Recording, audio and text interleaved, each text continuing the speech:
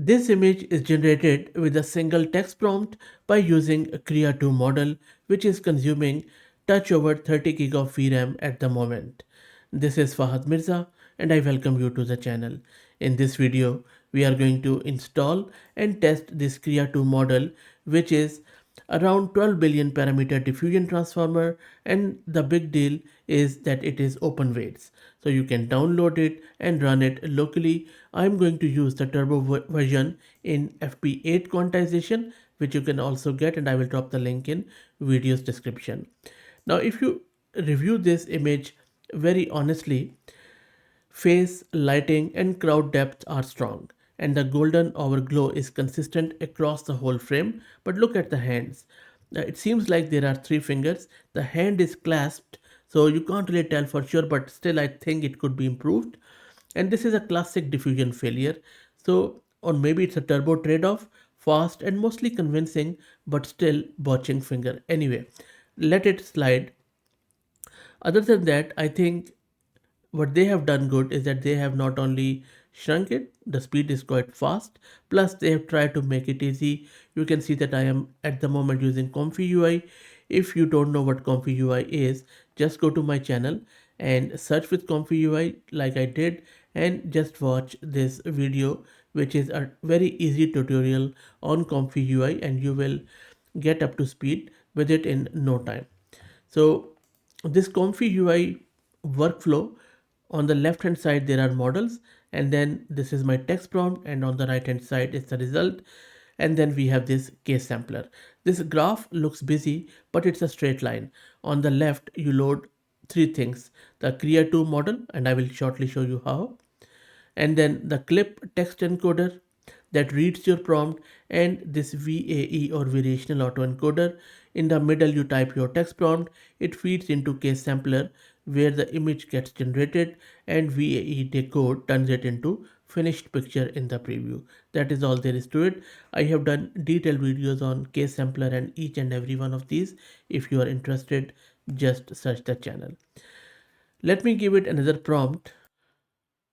So this time I'm asking it to do me a extreme close-up of a single dew-covered spider web trunk. So basically I'm just checking if it can do the close-up details. While it runs, let me quickly show you how to install this model.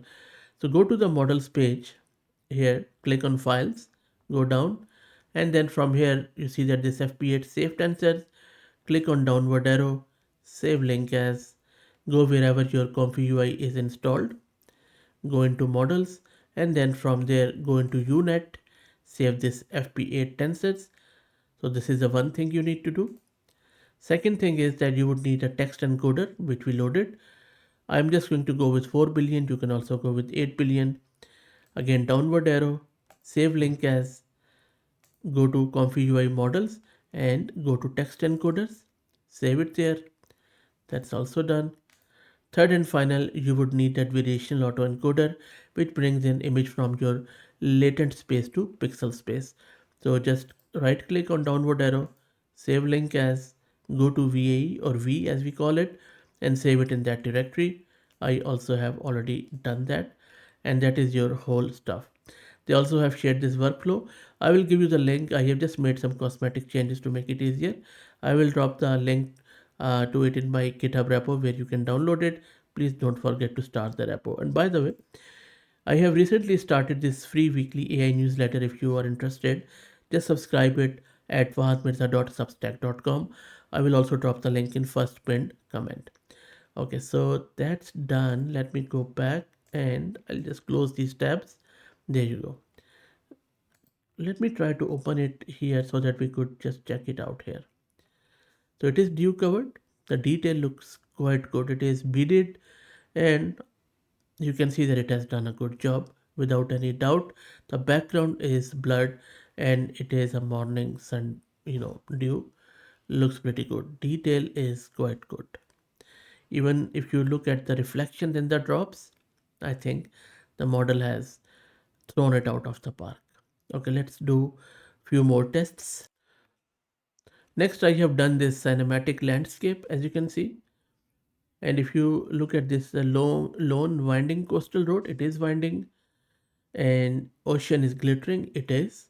There are birds, some saturated rich colors, high detail, and it is quite good. Even the rocks are pretty well formed, I would say. It's not as realistic as I was hoping, but still not a bad result from an FP8 one. Next up, I'm just checking anime. So again, it's there you go. So it's a school shirt, bright blue summer sky by power lines. Look at the power lines. This could be, better, but I think the other power lines are good. Clean line work and vivid cell shading, and I think it is quite good. Expressive eyes, they are, and that is what the main idea I wanted to test. So eyes are expressive, not bad.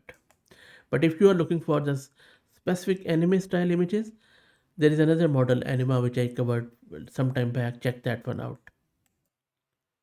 Next one, I'm just doing some 3D rendering, and you can see it just takes few seconds. And this is a 3D rendering, some reflective liquid metal, and not bad. Could be improved, but not bad. I think it has done what I asked it to do. There is bit of a depth, could be improved. So next one is sort of a hard test where we are asking the model to render this text, the main sign name plus a menu line underneath with three dishes as you can see here. It handles, let's see if it is able to handle it, and I think it is. It is an Indonesian warung, like a small shop, or for restaurant, not the shop, a restaurant roadside one, and you can see that it has done wonderfully well. It is golden hour, it is weathered wooden stall, and then it has written some Indonesian warung makan, Siddharhana. I know warung and makan, but I don't know what is meant by Siddharhana. Nasi goreng, it's a fried rice. Me, I am chicken noodle. I have no idea what is te means. But you see, there are palm trees, softly blurred, and they are softly blurred. There is a shallow depth of field. And look at this smoke rising from something cooking here. I think it has done really, really good. And the thatched roof also looks pretty good. And you see on the left hand side here, there are some pot plants, and there is also a poster on the wall. So this looks good. I think I'm very happy with this result. And now let's do a Venezuela related one, and my heart goes out to whoever is impacted there. And you see, it looks so realistic. So realistic, and the text is pretty good, impressive, and it has done what I asked it to do. And now let's go to Uganda in Africa. So this is from northern Uganda, Murchison Fall. There you go. So it's a drone shot, and you can see that looks pretty good.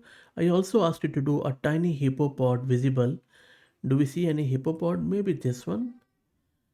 I guess so, but looks good. I think looks pretty good. Um, it is natural in a sense, but could be better in terms of realism. Okay, let's do few more. And now let's go to Tunisia. And this test, the model on extreme flat negative space, if you read the prompt, blown out high key lighting, and the heat haze distortion effect, and you can see it has done well. And I think it's a tough atmospheric thing for a model to render, but it has done it convincingly. And please let me know your thoughts in the comments too. And now I am going to Turkmenistan, and this prompt pushes the model on a hard low light scene, extreme dynamic range between the black desert and the bright fire, and a star field and the glow fall off across the sand. What do you think? I think night plus a single intense light source is generally tricky. It has done well. And if you really look closely, there are stars. Let me open it in the browser. There you go. I think model has done really, really good. Okay, so that is good. Let's do a few more. And now we are going to Norway. If you look at this prompt, this is testing the model on dramatic weather and overcast directional light, deep cool tones, and the scale contrast between the tiny cabin and the towering cliffs.